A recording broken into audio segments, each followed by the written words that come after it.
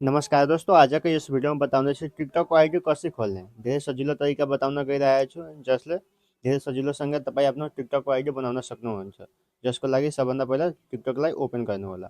Open गरेपछि तपाईँको यस्तो भिडियोहरू आइहाल्छ, तर तपाईँको यहाँ हेर्नुहुन्छ भने तपाईँको आइडी लगइन भएको छैन। यहाँ हेरेपछि तपाईँको यस्तो इन्टरफेस आउँछ। यो प्रोफाइलमा क्लिक गर्दाखेरि तपाईँ यहाँ लेखेको हुन्छ लगइन, यहाँ लगइनमा क्लिक गर्नुहोला। क्लिक गरेपछि तपाईँको यस्तो इन्टरफेस आउँछ। यहाँ लेखेको छ तपाईँ आफ्नो फोन नम्बरबाट पनि गर्न सक्नुहुन्छ, इमेलबाट पनि गर्न सक्नुहुन्छ। अनि यहाँ छ फेसबुकबाट तपाईँ आफ्नो टिकटक आइडी बनाउन सक्नुहुन्छ। र तेस्रो नम्बरमा छ तपाईँ आफ्नो जिमेल आइडीबाट पनि टिकटक आइडी बनाउन सक्नुहुन्छ। म भन्छु सबभन्दा धेरै सजिलो तरिका यहाँ जिमेलमा क्लिक गर्नुहोला।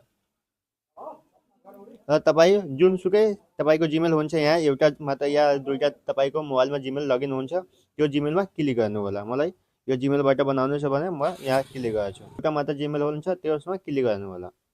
यहाँ क्लिक गरेपछि यस्तो इन्टरफेस आउँछ। यहाँ तपाईँको जुन जन्ममिति छ त्यो जन्ममिति यहाँ राख्नु होला। जुनसुकै जन्ममिति पनि राख्न सक्नुहुन्छ। म यहाँ राख्दैछु जुनसुकै, अनि त्यसपछि कन्टिन्यूमा क्लिक गर्नु होला।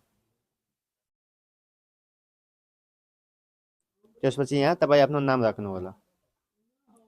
जे नाम राख्नु छ त्यो नाम राख्नु होला। त्यसपछि यहाँ कन्टिन्यूमा क्लिक गर्नु होला। त्यसपछि यहाँ हेर्दाखेरि तपाईँको यहाँ तपाईँको टिकटक आइडी बनिहालेछ। यसरी नै धेरै सजिलोसँग तपाईँ आफ्नो टिकटक आइडी बनाउन सक्नुहुन्छ। Thank you.